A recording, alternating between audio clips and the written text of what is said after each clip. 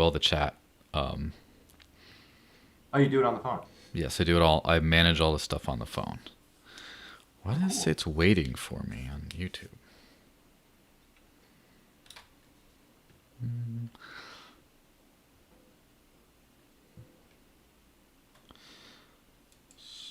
Well, let me see if other people can see if it's working on other networks. It better be working on. It is on Twitter. We're good on Twitter. YouTube, which is the big one, is for some reason not kicking in yet, which is very strange. Huh.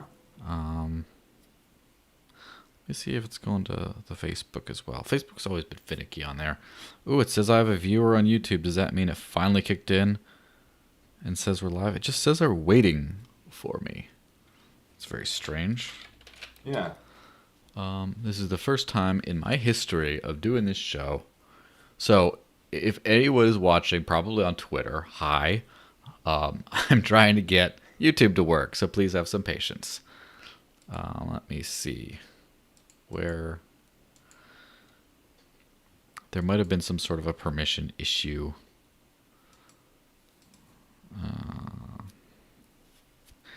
Yeah. Oh, there is this it? Oh, whoa. All right, it looks like we are indeed live. Hey everyone, sorry for the little delay. YouTube is being finicky. Maybe it's because I installed some new tracking analytics thing because I'm trying to become hashtag YouTube famous. But hey, it is what it is.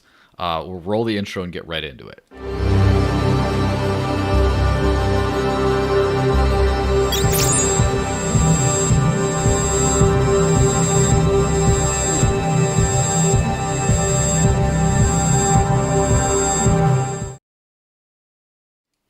So, hey everyone, happy Friday. I have the fantastic pleasure of speaking with Omar Hamwi today of Dashcore Group. Hi, Omar. And Hi. before we get into the fantastic stuff, I do want to apologize on the behalf of the CoinTree folks because the live super chat thing doesn't appear to be working at the moment. So it just shows the last $1 in Bitcoin Cash I got from some other person a while ago. So sorry about that. You can still give me money if you like me, but it won't show up there, or it might. If you see that thing change there and my little message thing that I sent show up, that will be it. And also, I'm trying to get a bunch of people to sign up to NordVPN because they're giving me some money to do so. So if you do want a great VPN, and you can pay in Dash, by the way, that's the only reason I actually can use them, right? Because I have no bank account, is nordvpn.org/DCN, and you get a bunch of like 68% off. So I just want to get that out of the way. So back to Omar. So first off, thanks for coming on. I would say, what is this, like 2 times in a week or once every 2 times in 8 days or something? Yeah, 2 times in 7 days. Yeah. I think, it was Friday 10 a.m., I think, the first time. Yeah. So it's a little after 24 hours. 28, let's say 20, 30. Yeah, but yeah. Yeah, it's not bad. I did publish the podcast that we did on it was Tuesday. And so then it's like Tuesday, Wednesday, Thursday, Friday. And as much as I don't like it's going to be 2 shows in a row that have the same guest, except it's a different kind of show. This is the live Dash podcast, and the last one was just an interview. So there's going to be a lot more in-depth stuff. A double whammy. It is what it is. It's going to be great. So, Nice. First off, did you get a lot of reach out or feedback or anything like that from the last time we chatted? Not really. I did see a lot of comments, mostly supporting the FastPass initiative and a few questions, which I tried to get back to, and but yeah, largely overall, I think I would love feedback from the community, like basically like what are you looking for as far as what services we could add, what else would you like to see on the website. We want to hear what you think, so Yeah. just keep them coming. Yeah, so do you remember I sent you that Reddit post? I believe it was Trader Pat on Reddit had this big long list of, or this 3 relatively short, concise questions with just giant paragraphs of text in between. Yeah. It's not a Very slight. good It's good to explain context to people. So, do you want to take a crack at those? Yeah, I think I have them open here. Yeah, why don't you go for that, and then I'll make sure I have mine open so we can. All right. So let's see. Going through the first question, it is the question reads, what kinds of Mm-hmm. initiatives are you focusing on to facilitate people using Dash as actual cash? So, a very good question.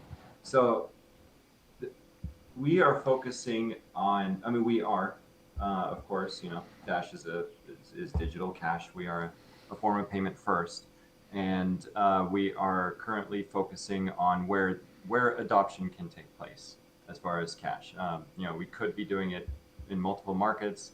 However, there may not be a need in that market for cryptocurrency yet for payments, at least a large enough one where we can see like mass adoption very quickly. Yeah. And so, for that reason, we have been focusing on Venezuela, where there is, as you know, a very big hyperinflation issue, and other issues that stem from that.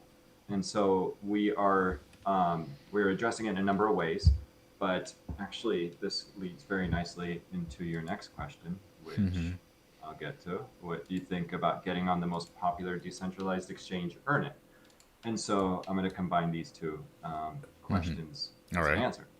So what we're doing is we basically broke down um, Venezuela into a few, like how to get adoption and getting people to spend Dash into a few different areas. So there is, you need to have Dash or be able to acquire it. You need places to spend it, and then obviously as well store it. And so what we did is, as you've seen a lot of different announcements come out relating to very large, very high profile and frequently used stores, restaurants. I'd say that Venezuela has one of our largest, if not the largest, concentration of merchants who are using cryptocurrency. We are also within a few different payment processors and have other initiatives going on as well for the places to spend. Now, in terms of how to acquire it, we have a great initiative that we're working on right now. What I can say about it is it does touch on the earning aspect of it, and so there are various points in this question that I'll go through in a minute. But what the best way, and I think you probably reached the same conclusion, Trader Pat, which is that the best way for people to spend Dash is if you're earning in Dash. There are obviously less fees. It becomes a lot more convenient, and you do need to either pay your bills or you want to go use your funds to buy goods and services. So one way or another, you do need funds to use those. So instead of converting it into the local currency, we're giving an option for people to earn Dash and then go out and then spend it. So these initiatives that we work on is usually in places, like I was saying, with the greatest needs, but also where there is an ecosystem there so you can spend it, which is why you don't see too many one-off initiatives in countries where Dash adoption is not too developed. So, basically, it's got to fit within a strategy. It's got to be part of a flywheel, so to speak, and to actually be able to have all the pieces necessary to have a positive feedback loop, and that's how we think is adoption's going to come. So in Venezuela, we're working on a few different ways for individuals to get paid in Dash, and that'll be a combination of people working at existing companies there, as well as freelancers. And I think that gets into the other points within your question, which, if I read this correctly, is around decentralized decentralized freelance markets or labor markets. So such as basically taking out a central place that decides on who gets paid and so on, and where you get listed. Is more of like a decentralized exchange. It's an agreement between two individual parties, and so with those, I think it's a brilliant idea. What we've been finding though is we don't have a very big team, and so Skeleton crew it's always the coolest stuff happens with a skeleton crew. If it's yeah, a company because big enough to have a big team, it's probably not doing anything too important. I'm being really well, yeah. overgeneralizing here. I tend to like the scrappy small startup type visions. we're definitely still, we definitely are scrappy, and we're definitely still small as far as a team. So we have to get creative.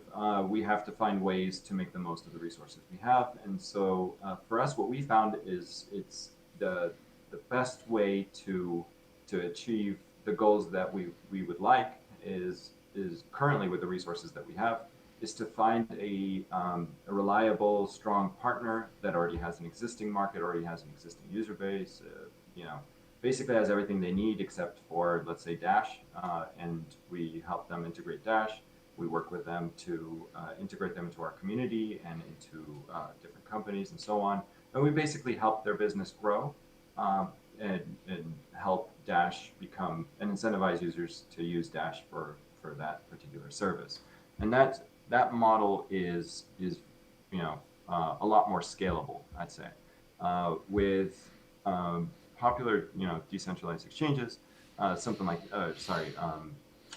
freelancer companies. Hmm. That becomes a little bit tougher if you're building it from the ground up. So if we're let's go through the mental exercise. So if we were to put in money and time and effort and grow this, then we have to find B2B and B2C marketing, and then from there, hope that it gets traction and so on. And again, we're two people. So it becomes a lot more of an additional startup that we have to manage and operate, which we don't, which becomes a lot more difficult. And that's actually where the benefits of Dash being a decentralized organization becomes apparent, because this is where we think where we could really use your help in one of those areas. So if there's an idea like this, like an excellent idea where somebody has the initiative, the time, and so on, to be able to go through this whole network process, get the funding and so on, get the votes, and then build it and so on. And we can definitely help. We would love that. We would love to utilize a service like this, bring them into Venezuela, and help them grow. So it is a difficult market, though. Do you remember earlier I was talking about that the live chat, the live super chat thing wasn't working? Well, it turns out it started working. I got a 25 cents in Dash from Great Wolf, and he says he talked about how name squatting will be dealt with on Dash names for the upcoming Evo platform. Now, first off, I think that we should probably finish those questions. We'll get back to the name squatting in just a little bit. But also, I think it's probably not your specific area of specialty. And I have heard people say, we're still figuring it out, which I've heard all of the above. So just want to acknowledge, thank you very much. Grateful for the quarter. You know how much I like coins. And, I can, as I was talking before, spend at the coffee shop with a big jar of coins, but whatever. So we'll go back to that in a little bit. But we're talking about freelancing platforms and things like that. I just want to interject that one of those reasons why I actually do care about using crypto and spending crypto is because that's what I make. And that's what I just decided I was going to make at the end of 2015. For everyone who's really bored of hearing the story, I just got uncomfortable with as much as I was telling people about crypto's great, you should use Bitcoin, all this kind of stuff. And I decided just, I'm going to just stop accepting any fiat currency for remuneration and just go on crypto. And just so I know what I'm talking about, from firsthand experience. I'm not trying to sell people something I don't actually use. So basically, that has made living on crypto a lot easier. I wouldn't say easier. Yes, easier, definitely. But also, it's made me have to. It's made me actually spend it. And like right now, I'm thinking, what happens if I just got a bunch of numbers in my bank account that I don't have? But what if I got a bunch of numbers in my bank account, or someone just paid me in a big stack of like $20 bills or whatever? If that's how I got, I'm going to go hunt down some Dash so that I could just hunt down another place to spend it. Nah, I'm not going to do that. But if I have it, I'm going to spend it. And I think that's what people figured out when there was a promotion on Bitrefill. It was 10% off for Dash for a while. I think I heard rumor, and of course, this is just me talking out my butt, right? But I heard rumor that it was a lot of masternode operators they were spending their rewards on gift cards to try to live, because it's like they already have this big pot, this 1,000 Dash thing, and they get income every month, and then they spend that because they already got it. And so obviously getting people to buy Dash and have recurring income in Dash is a great way to get them to spend. But part of it is just like, I was a freelancer. I was just and still to a certain extent am, I guess, but I was, a freelancer working for, I don't know if you ever heard of Bitcoin Bigfoot from back in the day, but those are some like Bitcoin adoption flyers, and like I helped write the copy on those. And then I wrote for Cointelegraph freelancing. I actually way back in 2016, I did some blog work for LBRY, the decentralized content protocol that now I use a whole lot. Was it 4 years later? And so like I did a lot of freelancing back then. That's how I got my crypto. And then I'm like, I got it. Now how do I spend it? So I could definitely resonate from a personal level on, how it works for, how effective it would be to get, I guess, freelancers on board if they have no other way of getting paid, or no other way of getting paid for small jobs easily without KYC or cross borders or whatever it is, Yeah. Hmm. Yeah, absolutely. I mean, and I mean, a lot of Dash core group as well, and a lot of the DAO organization gets paid in Dash, and I'm sure we all can empathize and sympathize. Um, and I mean, for me, it's been actually a lot of fun spending Dash, versus dollars. It's just so much easier. It Yeah. really is. Even in the U.S., for certain things, it's a lot easier to spend it. It's just fast, it's Just affordable, and if you're paid in it, then great. yeah. It just saves you a whole step, complex one. Yeah, and I think that a lot of people don't really realize the value that can have once you get over that base problem of how do I get it and how do I spend it? And Hmm. those together are too much. And Yeah.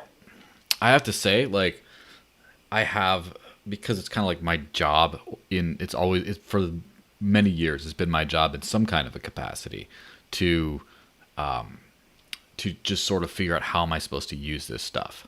Then if it's not, then it just becomes pretty challenging. Yeah. So before we go too much into so that kind of jumped to like the second level of, or second or third level of like the FastPass initiative and everything. So you started out for traders, right? And we talked about it's not exclusively for traders, but it's like that's something that Dash has been lacking in. That's something that 90% of crypto usage is around. And I think I'm being fair with giving a whole 10% to non-trading, non-speculative reasons. It's probably like Yeah. 98%. And Mhm. basically FastPass was a way of sort of emphasizing the instant send and chain lock, just how fast it is. You can just deposit, withdraw, it just works so seamlessly along these exchanges. And more importantly, by trading, you can make money by being fast. Mhm. Oh, the price, I got to capitalize on this, zap, and then you can make the trade, or you can go across exchanges and use arbitrage opportunities, and there you go. So Mhm. my question to then would be, what are your realistic expectations for FastPass actually catching on with traders in any kind of a meaningful way? Obviously, we talk about, oh, this is great. This is people will love this. But like, will they? Will they? Or are they stuck in their ways using Dogecoin for arbitrage and other things? Or like, are they? Do you think they're actually going to catch on? What are your Well, realistic expectations? my realistic. I mean, I wouldn't have done this if I didn't think there was some need for it, and if I didn't think that there would be some level of expectation that this would help towards resolving, an awareness issue and raise awareness, and then have people try it out and have it work. Those are all not. So some of those pieces of that puzzle have have been released, and this is what y'all see right now when you go on fastpass.org or dash.org/fastpass. However, there are a lot more things that we're working on because it's not complete yet. So like at the moment, what we have is the awareness raising part. We've provided the where, and we're adding more wares as time goes on. But what is missing from here is the hows, and that's I think a really and the whys. Now, like you were saying, in terms of just figuring out how to acquire Dash and where to spend it, these are two things you need to figure out, and these seem very simple for us. Where we work in crypto. We have our, we're plugged in, so to speak. If we want to get adoption, and this applies to trading as well as, in payments, we need to also explain why. And so we know, okay, it's fast and cheap, but why would I, as a spot trader, okay, I can do this really fast, this one transaction across this one exchange. Without anyone telling me what I could do, how I can leverage the speed, like say, okay, well, actually you can, um, you know, buy here and then sell it in this other exchange, and you can do this faster than doing it with a Bitcoin in one exchange, right?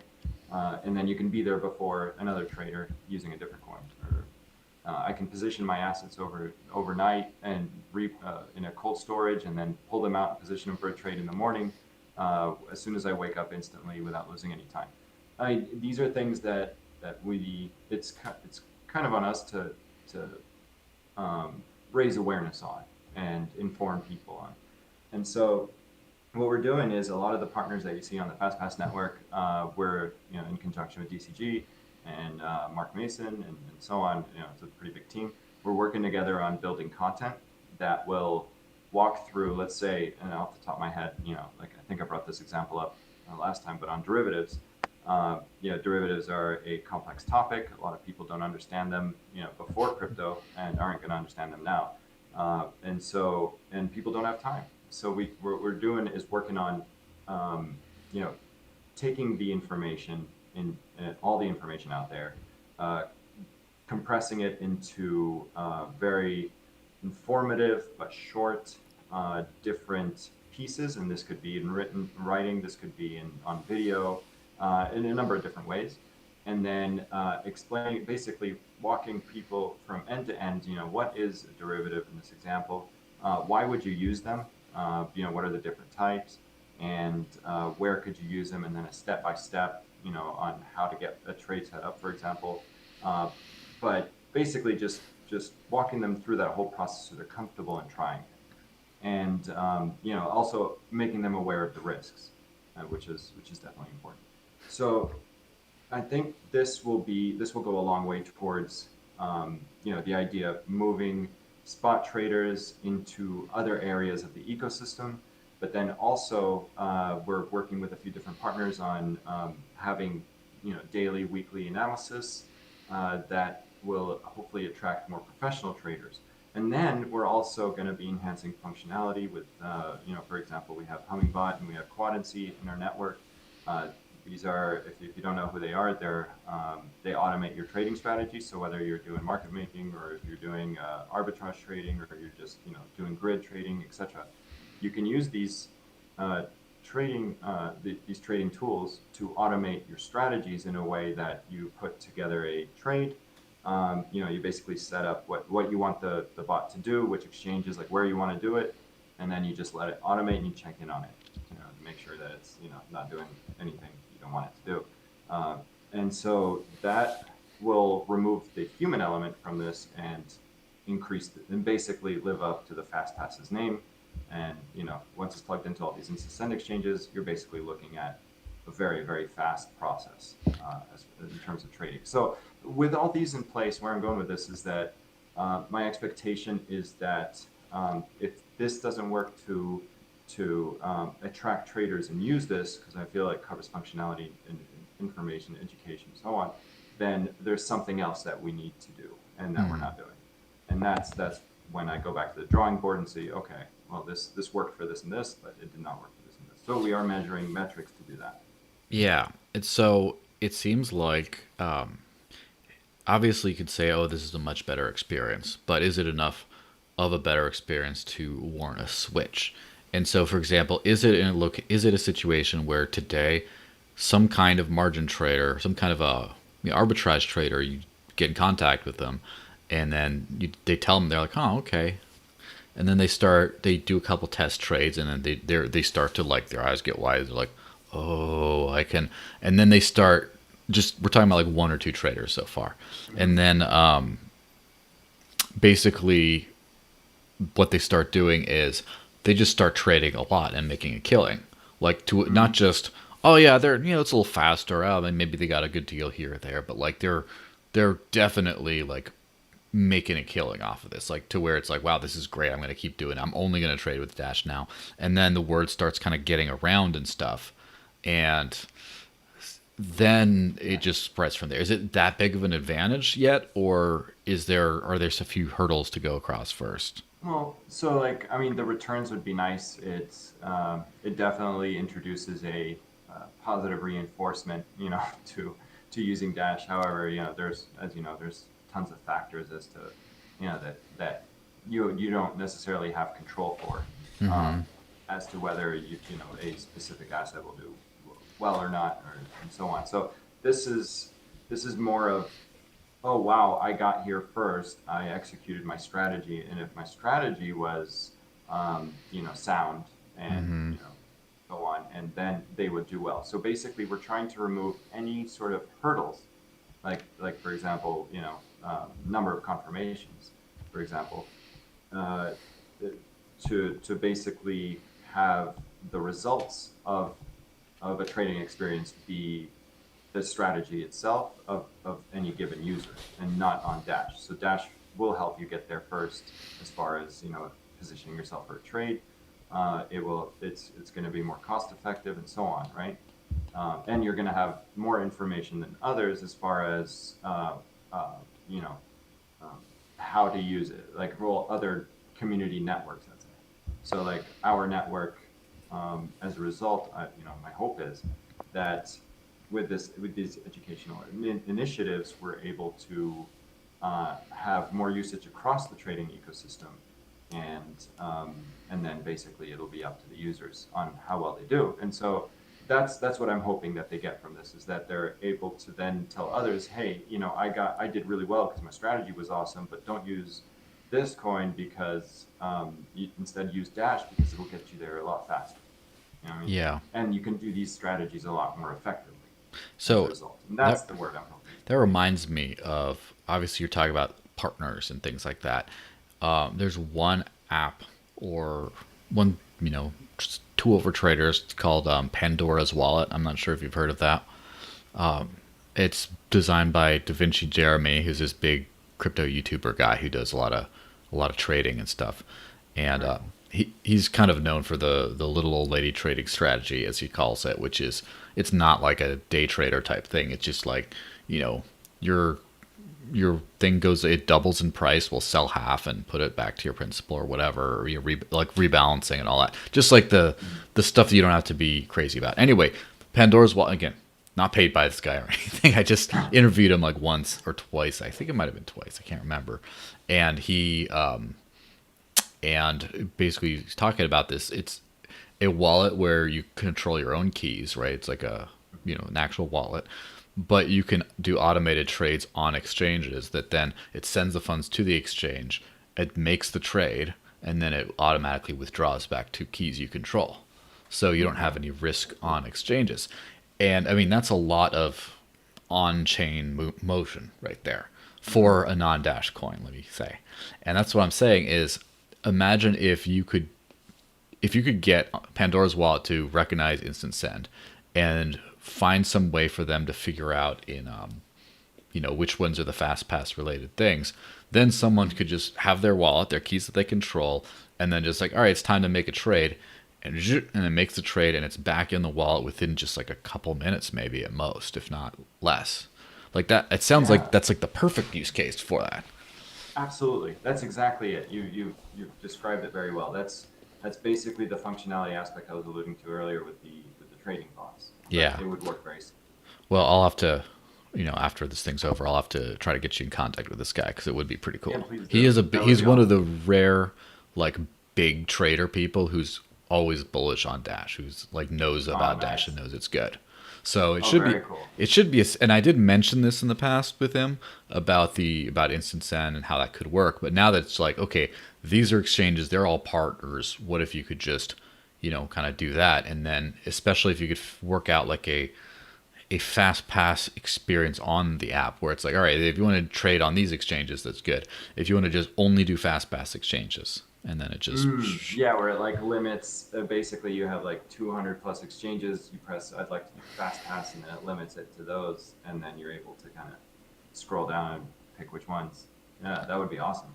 Yeah. That's a good idea. Yeah, please introduce me to him. I'd love to meet him. Yeah, absolutely. Now, that when we're talking about this whole trader thing, and like, oh, why don't you just use Dash? It's so much better and stuff. And one problem I always hear people saying is Dash liquidity issues, and especially the one example is from some random video for some proposal of the Kuva Cash project of all things. I saw they were making a remittance kind of a test from, I guess, the UK to Zimbabwe by using Dash as a payment rail, where they bought a certain amount of Dash and then they sold it on the other end. And it turned out, because of the price fluctuations that caused, doing like, I think it was like $100,000 worth of Dash kind of thing, or I can't really remember for sure, so don't quote me. It was a long time ago. But it actually was cheaper to use Bitcoin because, Yeah. despite the high fees that you pay and do the whole thing, just the motion Slippage. the motion in the ocean, so to speak, is just much lower. And so, yeah, just what do you Yeah. think So about that, and what are you kind of going to do about it? no, and that's a really good question. Liquidity is definitely something we would like to address, and we're working on addressing. So you're right. That is one of the issues, and taking a step back, this the trade supporting the trading ecosystem does not only mean just trading and just pure like investing and so on, looking for opportunities, etc. But there is also an aspect of it that includes fiat pairs, and if we don't have the liquidity to those fiat pairs, we can't grow an ecosystem in that country. So what we're doing right now is we're looking at two different avenues right now in terms of how we're going to increase liquidity. But this is an area that we welcome the community support as well. I'm putting together a document that will show where the greatest need for liquidity and market making is, and how this can be resolved. That I'll be sharing with the community sometime soon, actually, Nice. and that will hopefully be well. I'll tell you an example or a story. There's a community member that was wanting to put liquidity into one exchange, and what that person did is they opened up, downloaded a trading bot, a market making bot specifically. I think it was Hummingbot. Set up, in line with the best practices for market making, basically like I think it's to the spread of 2 BPS, and had a bot running, basically just doing market making for Bittrex. Bittrex it was, that was it. And this individual was able to make single-handedly, and with only I think it wasn't even that much. It was like maybe a few thousand dollars worth of Dash. They were able to make Bittrex a valuable part of the Dash trading ecosystem by just doing that. Now, Bittrex has the liquidity to handle a lot of different trades like the ones you're talking about, that Kuva Cash did. And so this is just one person doing this one thing and completely automated way with the Dash that they're currently not using. And so what we thought was, wow, this is amazing. What if we got 10 people to do this? We thought this was a good idea, or 20. I mean, more the merrier. Then we could focus this liquidity on pairs, or market making on pairs that we need to grow out the ecosystem in those countries, and the exchanges that have these pairs, as well as the trading ecosystem, which of course focusing it on the FastPass exchanges, building those up. It's so that cases like you're talking about that don't happen, and that people do get a great experience. Because you're right, like without liquidity, there's no way to fulfill your order and you lose money.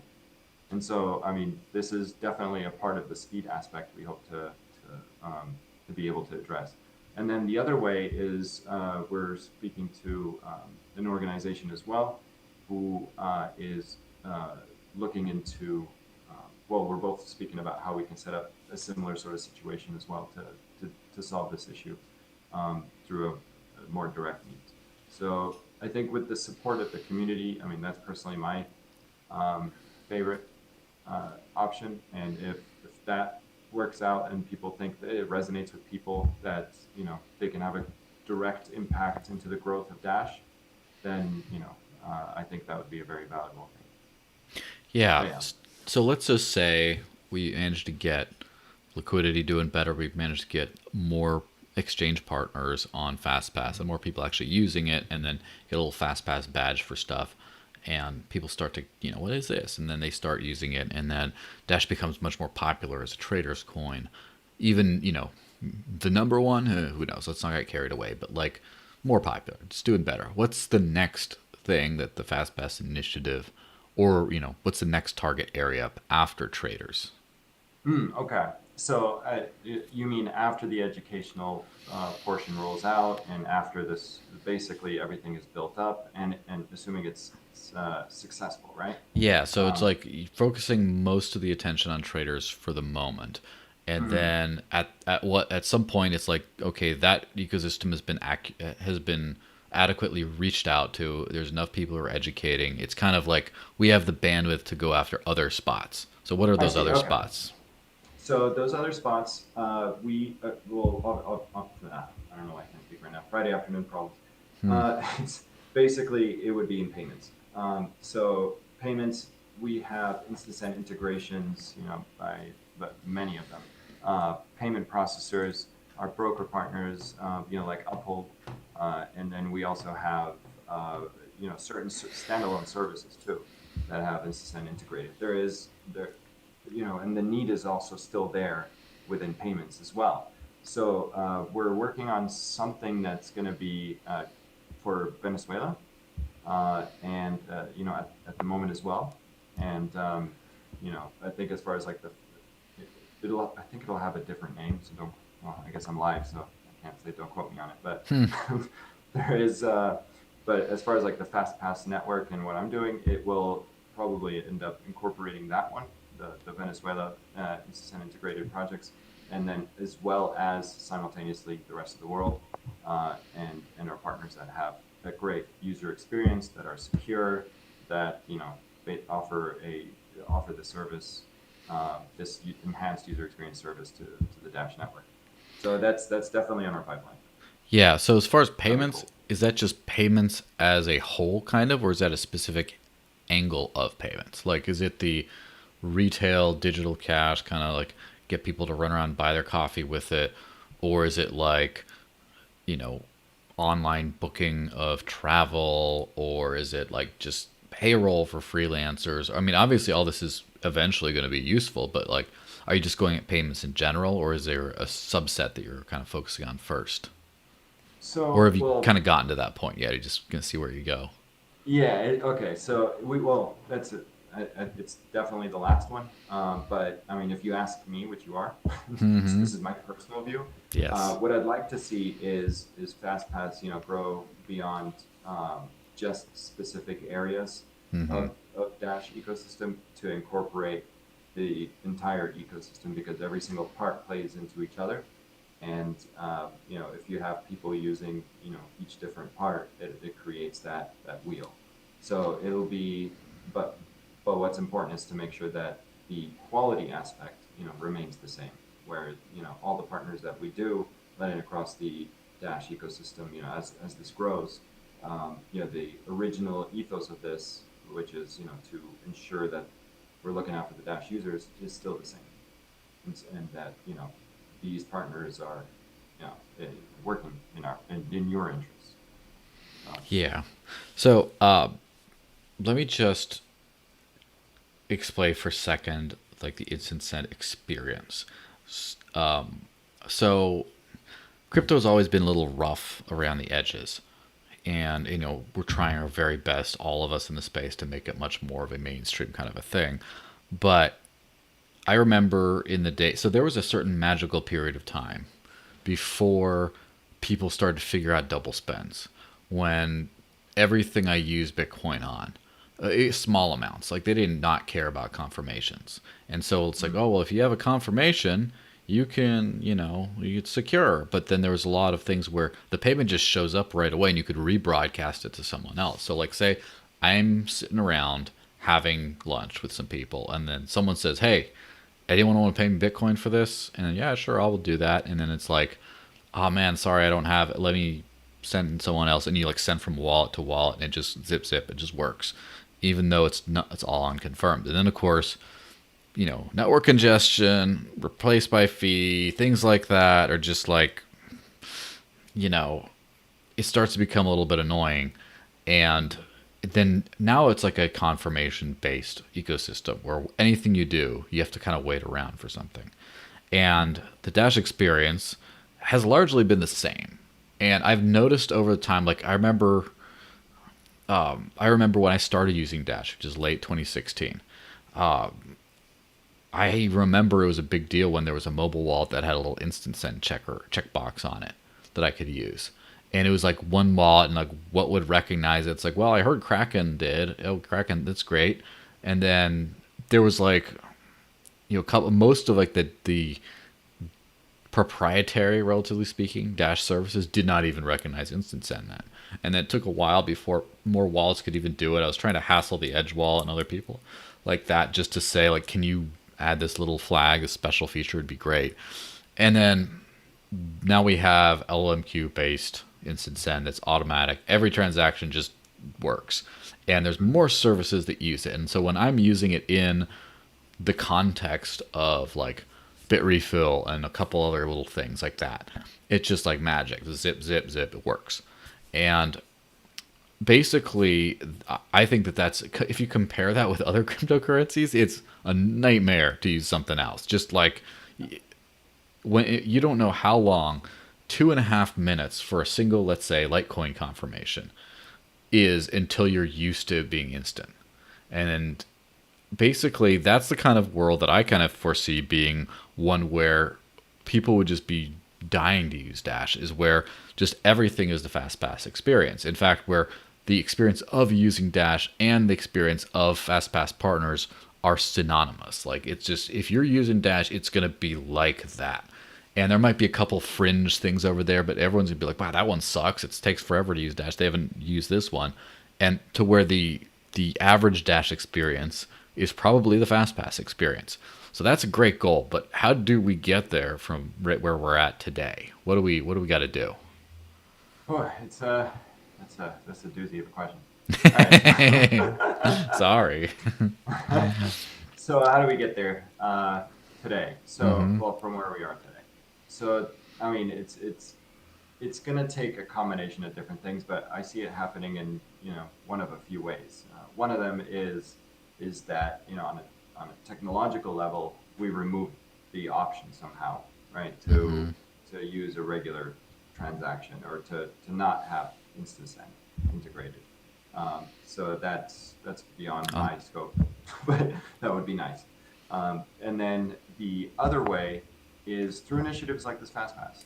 I think if people start focusing usage on the FastPass network, and they start to transact more there, then you're letting the companies know that this is what the users want. And they will then be more receptive to adding instant send. And then at that point, it becomes basically a sort of standard operating procedure, right? And so the best way to do it is to let the companies know from the users, their customers. And because I mean, at the end of the day, the customer is king. So I think if you start exploring the FastPass network, providing feedback, getting involved in some of the many ways that were brought up today, I think this could turn into what is the standard for Dash. And I think what's nice about the FastPass network is that we're expressing our desired standard, right?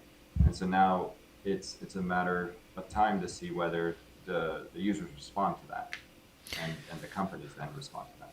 Yeah, I mean, I'm just trying to think about it from the digital cash perspective, and not just like the trader perspective. No, that's what I mean. Like, Yeah, expanded into payments and so on. exactly. So starting with that, I do believe that first off, no one's using the stuff. Like, no one's using cryptos, but it's like me and two other guys. It's like it's not a lot of people that are using it frequently for payments. Uh, and in fact, like whenever I hear, oh, someone's living off of crypto, I'm just like, are you sure it's not me? Because it's like me and two other guys who were doing this whole thing completely. It's like me, Ken Bozak, and then I heard about some other guy. And then it's like, okay, there's three of us. We're figuring it out. And it was Amanda for a while. I don't know if I think she might have stopped, but she was doing it for a while. So basically, in that payment space, I think that especially because you're not just on the computer world where you just go send a little thing, and then you go for a coffee, go to the bathroom, you come back, and it went through. Like if I'm booking a flight, I don't care if I'm using necessarily, like, let's just say Bitcoin Cash or Dash.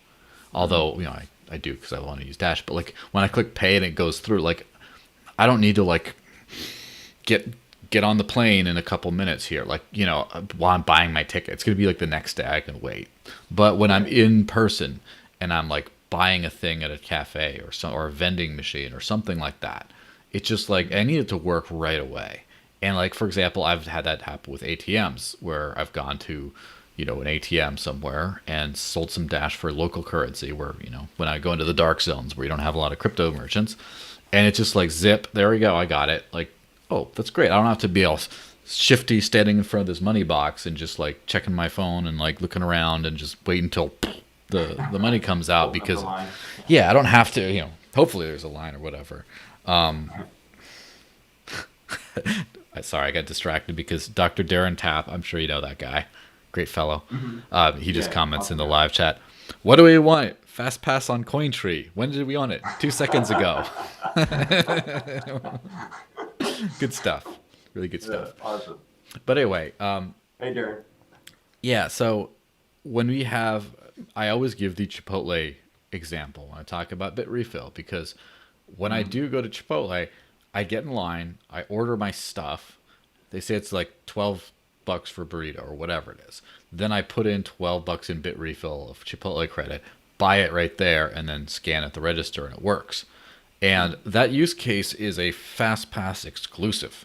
Like, you can't do this with other cryptos. You can't just like buy with Litecoin. I mean, I think they say you can do it with Lightning, but let's not go there. This is not a day to get in a fight with all the maxis. But Litecoin, I would have to be in the parking lot and be like, I think I'm probably going to get this burrito. It's probably going to cost this much. I'm going to go buy. All right. And or then you do that and you get in the car, drive over there, and you probably have it by the time you get there. Yeah.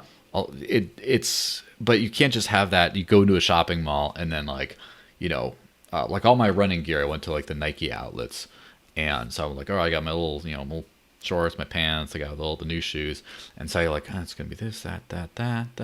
Okay, it's gonna be out this much, and then I'm in line, I'm waiting to check out, and I just go in Bitrefill and like buy the gift code, and then like buy, and then my turn, scan, it's done. You can't do that with other coins. So in the terms of the actual like in-person payment things, I really think it's going to be you're going to see a big difference, and it's not going to be like, whatever, I just have to wait a little bit longer before this goes through. It's going to be like, you can't realistically wait any longer. Yeah, and I mean, I think that's where the entire, like society is moving. Is that we want it yesterday, right? Like it's 2 seconds ago. Yeah, exactly. Like it's just there's a lot less time. There's a lot less patience. We need it now, and so on. So, and that's why I, speaking with you and speaking with many other Dash users and so on. Once you use Dash, it's very difficult to go back to other coins that have, I don't want to say which one. Yeah. But like to others that have, longer wait times. And, the instantness of, that's the word, of Dash is very similar to what we're used to with credit cards. And so it replicates a behavior and an expectation that we have in legacy markets and in industries. As far as our purchase experience. So that's the nut though, is trying to get people to use Dash versus the many other cryptocurrencies that are getting tons of attention for, topical things, or just happen to be the first, and so on. So, it's definitely an uphill struggle, but, look where we are today versus, where we were even when I joined. I've been at Dash for about 2.5 years, roughly, give or take a couple months. And Dash today is in a very different place than Dash was when I first joined. Absolutely. And that was in a very different place than when, Dash first started. Like, we're growing in huge leaps and bounds, but it's hard to see it when you're so in it. But it's definitely, we're all doing something right. Yeah. That's the way. It's just, you got to keep at it. And that's the thing is, I don't think people really understand this about crypto. There's a lot of like, basically there's hardcore ideologues in crypto. There's like a few, and the rest are all nerds. And there's nothing wrong with being a nerd, but you have a different patience for technology. If you're in that situation, you probably use like, the average crypto user. When I admit to them that I use Linux, and they know that it's Ubuntu, they start giving me grief. Like, oh, you should use, Fedora. You should use something. It's like, no, I'm using the only one that I can, me as a normie, I'm not really a normie, but you know what I mean, can like realistically use. And even then, like, it works perfect. And then 2-3 times a year, I want to pull my hair out. It's like, you don't understand this stuff. And there's just something about like so I publish a lot of stuff on this thing called Publish 0x. It's this platform that has a bunch of ERC20 tokens that they tip authors to. And unfortunately, like, I have to be careful when I decide to withdraw and do stuff with, because the gas fees are through the roof. And just like, there's always some people like, oh no, but it'll wait. And it's like, Ethereum 2.0 is, I know they're trying their best. And I know that Dash platform, codename Evolution, has also been freaking forever in coming out from a lot of Dash users, expectations, but at least you don't have to like have that to use it. It scales now. Yeah. Thanks to people like Dr. Tap in the chat there. Thanks to research like that, we know it can scale, it can work, and it's not like Ethereum where in 2017 this was a problem. In 2016 it was starting to be a problem for Bitcoin, and it's just like you're still in this like, but still it's the future. It's like, okay, we'll wait till it's the future. And I've been doing a lot of social media research, not just like using it, but because I'm helping some people with a Dash-based Twitter thingy, but that's a different conversation. But there's something about Twitter, and I don't want to be a Twitter shill here too much, because there's a lot of undesirable stuff on Twitter, but there's something about the UX. I think social media, the Twitter UX is kind of unparalleled, because it works. Facebook is like, I think you only use Facebook if you got signed up for it in the past and you just are still there. Like, I don't think you have new people on Facebook. It doesn't. You don't add new people. You don't have. You just kind of use it to like an email. Yeah, it's just like, I still have this. And there's something about the Twitter experience where it just like it has that feeling of magic of like the old school Apple products of it just works. Like, you just boom, works. Comment, boom, boom. You just like, it's so fast and effortless and streamlined. You just go zip, zip, zip and work. Whereas with Facebook, it's like, well, who do I toggle for the permissions on this? Do I tag this? Is it sharing from my page to my group to my, how about this? And then the threading of the comments goes way down over here, and I can't, and then it automatically tags people on mobile when I respond, but I don't want to tag them, and it just is a mess. And then I can't understand my notification screen on Facebook anymore. Just like a million out of order notifications. Yeah. And after I look at them, they're like, some of them are still there, and then one from last week shows up, and I'm like it just, the Twitter experience is just smooth. Mm-hmm. It just, it is. And there's something like that with using Dash or something that's, you can essentially have an experience like that. And I will, since I don't have the upload people on the show this week, I get to say stuff that they might be annoyed by, but whatever, it's nothing too bad. Upload, from my experience, because I don't use them because I don't have a bank account, seems to be a terrific service. In fact, I do recommend them for merchants to cash out their Dash, because they can just set it to auto convert, and it's like 1.25% for Dash is way lower than whatever they're paying for their credit card, and they still get the money in their bank the same way. So nothing but good things to say about Uphold, except in this situation. There's this app that a community member built called Dash Queen, which is like a Dash beauty contest thing where you vote by tipping different contestants Dash. And Oh, at first, I wasn't is it like, what was that? I I've seen like Discord mentions of it, but I didn't Yeah. actually get to look into Well, much into it. Is it like an annual pageant I or think is it it's a like just monthly ongoing? thing. One of my Okay. friends was a contestant and got extremely close second. And Oh, cool. basically, some of her friends decided to, or her former host family when she used to live in the U.S. Basically, what they did is they're like, "Oh, we want to help out, but we're boomers. We don't have Dash," and so then they got set up with Uphold to kind of like use it. And unfortunately, that was just when they instituted their 65-day waiting period for ACH transfers. So they weren't able to actually help her out at all because it was like they tried to send some money to Uphold to buy Dash, and they're like, "Yo, sure, we bought Dash, but we can't move it off Uphold for 65 days until the bank transfer is considered irreversible because the ACH system is just so awful, and most services just eat the risk that someone could reverse this transfer." And of course, it was a new customer. Older customers, or I won't say older, but more established customers, they might be young, who knows, don't have to deal with that. But so like that's one of those like non-dash style experiences. And on the other hand, and I'm again, since I don't actually work for Dash, I could say any kind of random thing, and it's not like, oh, did I step on any of his toes? This is for you to sort of interpret. And I haven't actually, again, another service that I have not used this aspect of the service, but there's a exchange called, or broker, as it's more accurate to call them, called Change Now. I don't know if you've Hmm. used them or whatever, but I Yeah, saw yeah. them I think we've onboarded touting them.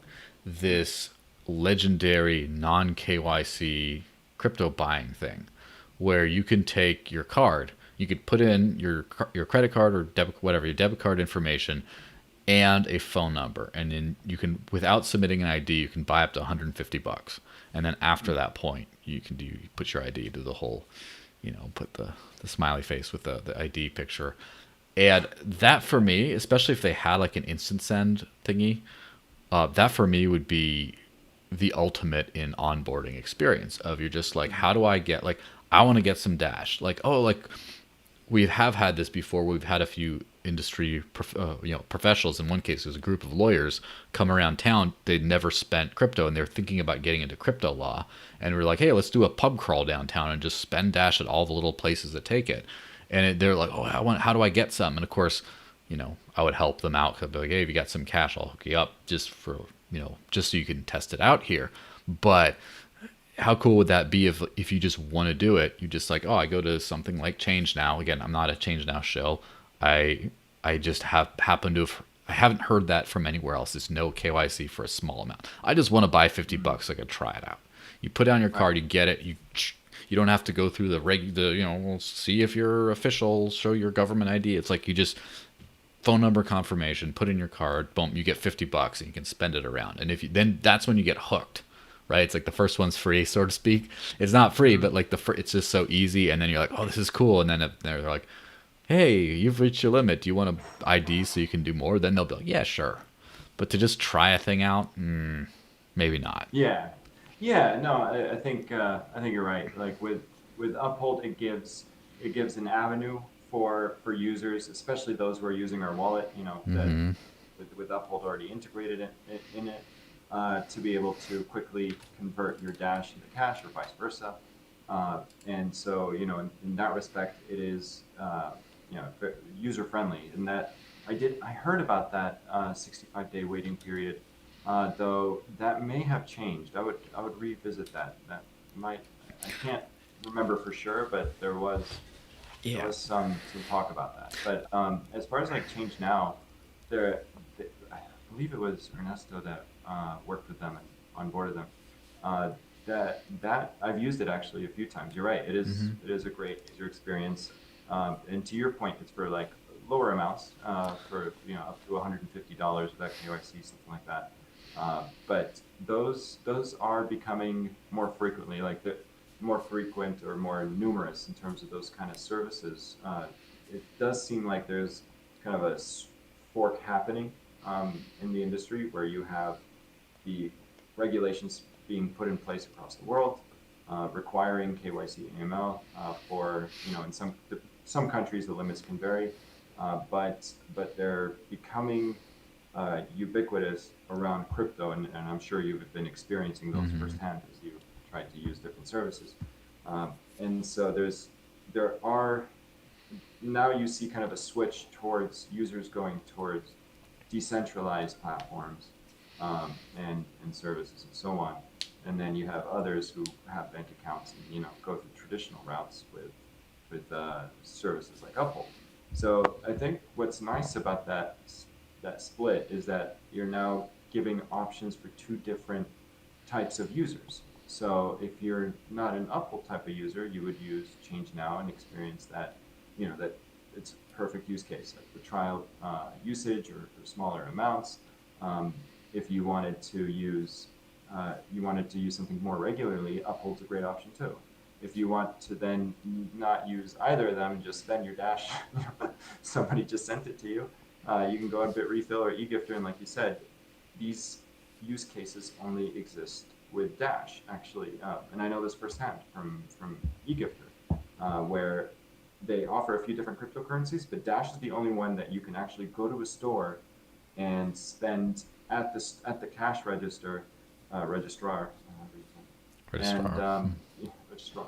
and put in the amount that they're saying and buying a gift card for exactly that amount.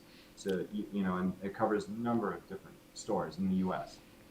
So I mean, it seems like as the industry matures, there's something for everyone, and that's what I'm finding. I'm very pleased with.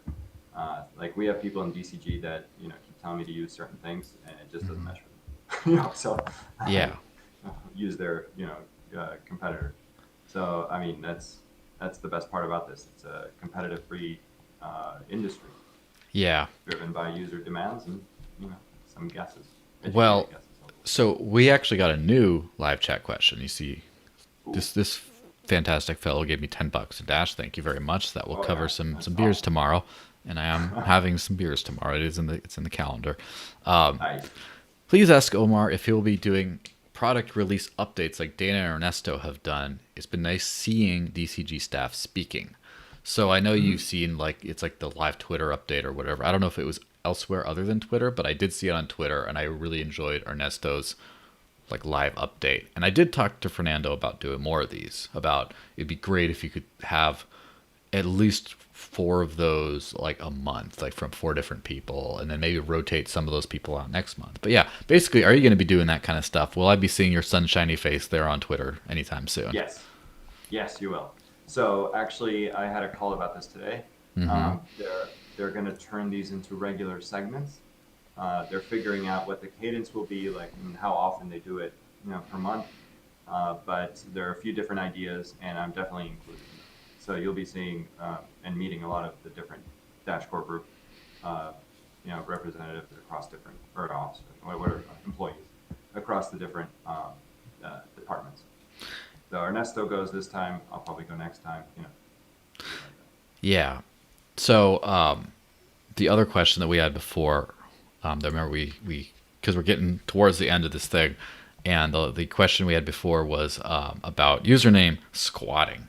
So first off, do you have anything to say about that at all? Because if not, I'll just go into some things that I think, but who knows if it ends up in the final product, whatever.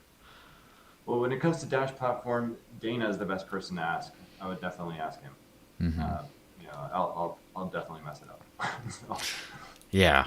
So I'll just to explore the issue for the audience for just a couple minutes. I do think it's probably the most difficult problem, not technically, but from a user behavior kind of a thing to solve that we're still waiting for in platform is how do we let people realistically reserve or get a username that they want, but not just have people camp on it and where it becomes a complete nightmare, but then not do it through a centralized kind of a way, which sort of defeats the entire purpose of using Dash usernames, or at least a part of the purpose.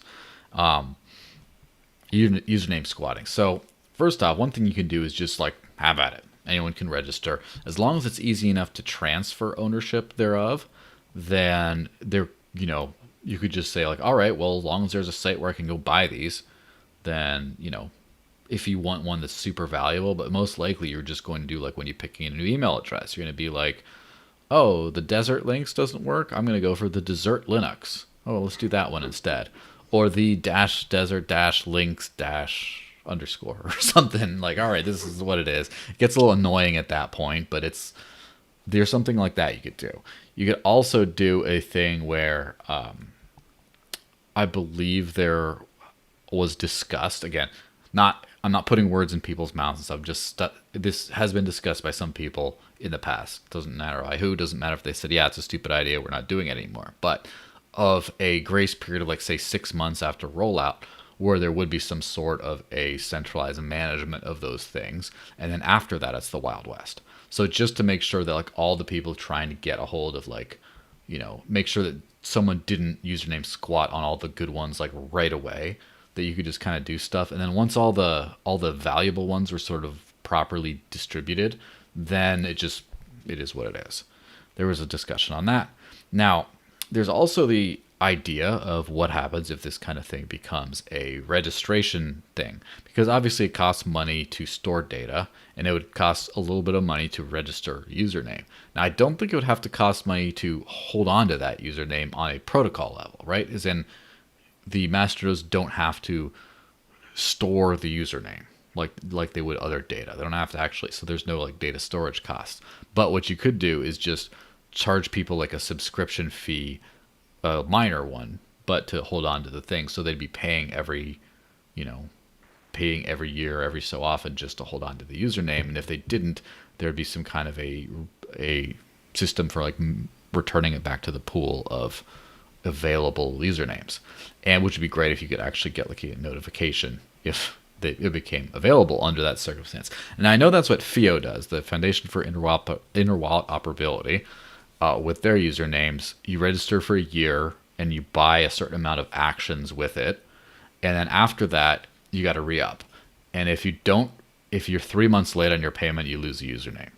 And for me, that's a little aggressive. I think especially if you've been like if it's like your financial identity, you're friends with people, like all your stuff, you're going back and forth, and then at some point you just like, you take a long vacation. Hey, I'm going up into the I'm going a hike in the Andes, and then you just do that, like you don't go back for a couple months, and then all of a sudden you're just your entire, and then, oh man, I lost my Trezor, where did I put that? And then you just lose everything, and like your whole social media profiles, your whole DID, right, decentralized ID, your whole everything. And people start sending you money for like rent to like, and then someone else is like, haha, I got it now. Like that would be a nightmare. So I don't know about, there's another thing that works pretty interestingly is what LBRY does is they have a bidding system. And with LBRY, it's more like a top level slot. So for example, if I put in if I call a video or piece of content dash, when people type in dash, the top result will be that. But if someone else calls it dash, but they put more credits behind it, then it goes into a little bid war thing for a while where you can compete for the top slot. And if someone just wants that top banner slot, when you search for dash, it just shows up at the top, like they can have it. It's not going to take access to my stuff. I'll still have -F is like the actual URL behind it, for example. But just dash will be at the top. So you could do some sort of a bidding system like that, although I don't think that would work for live usernames. Like if you're using it and then someone who could just outbid you and take it away while you're in the middle of it, that would suck. But if it expires, right, you haven't, say it's like been 6 months that you haven't paid a fee on it or whatever, and you just don't use it, then you could go into a bidding section where whoever bids the most for it over a certain period of time gets it. And they don't necessarily have to pay. I don't. That's something else to figure out. But again, these are a few different options to think about. I don't really know how it's going to go, but I'll definitely be filling Dana's ear up with all this kind of stuff, eventually. So the only last thing is, as I was saying before, with this whole fantastic idea, FastPass, what can the community really do to make your job a lot easier? Because you can't do this on your own. You can do it with a few people's help to a certain extent, but this is really going to help if you have an army of educated Dash users behind you. So what can we do to help you out on this? I think you're. I mean, you're well. Partly, everyone's already doing it. You know, by providing this feedback, telling us what's missing, what's great about it, what the experience could have. Uh, you know, what the experience you were looking for versus what you got was. You know, these things help us improve the FastPass. You know, experience. I use that word too much. But that's definitely one area is let us know what you think. Like go onto the page, explore it. You know, what could be beneficial. We are adding education and functionality, but what else? Like let's say right now you're looking for partners. Is what's there explanatory, self-explanatory? Do you understand what the FastPass network is? You know, things like that. Like is what's on the page a good idea, and what would you like to see?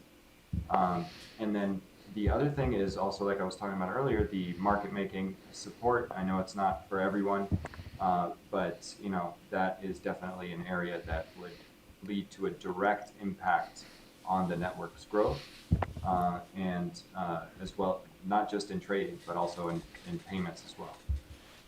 And then yeah, just use our partners, keeps on the FastPass network, and you know all those three things would help tell us, you know, that we're going in the right direction, or whether we need to pivot, or what else we can do.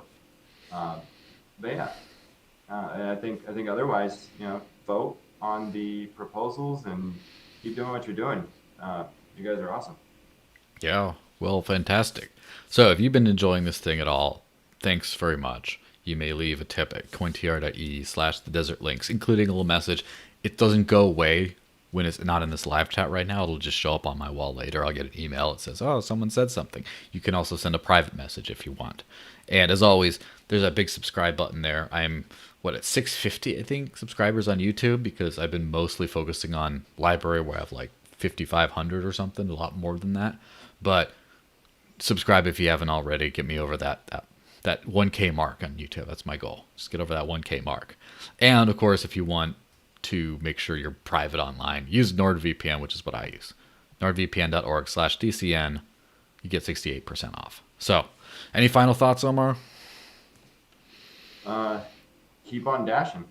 Yeah. Oh, I believe stay dashy, and that actually reminds me. I didn't want to steal it, but yeah, that was my first thought. This is open source. It's not stealing. It's forking. Okay, anyway, right, you don't want to fork that. So that reminds me. It's now time for what we call the after party, which is kind of like this, except a lot more casual, not recorded. Don't worry, and like up to 10 or more people or so. So if you want to go that, you have to go to staydashy.com, which gets you into the Dash Talk Discord, and just speakeasy style start asking around, hey, where's the after party? I want in on the after party. You could ping me if you want, and then we'll get you in. And sometimes people chat into the wee hours of the morning. I even know some people in European time who actually get on after they wake up in the morning. So like some of us are like, oh, it's 11 at night, it's all midnight, and then, hey guys, I just woke up, you know. So it's a good time. So if you want to do that, staydashy.com, and then you get in and you start asking around. And so I'm going to just go roll the end thing here. Thanks so much for having me on, Omar. And yeah, I'll see the rest of you guys in a week or two. Depends if you watch Digital Cash Rundown or not. But I'll see you guys later. All right.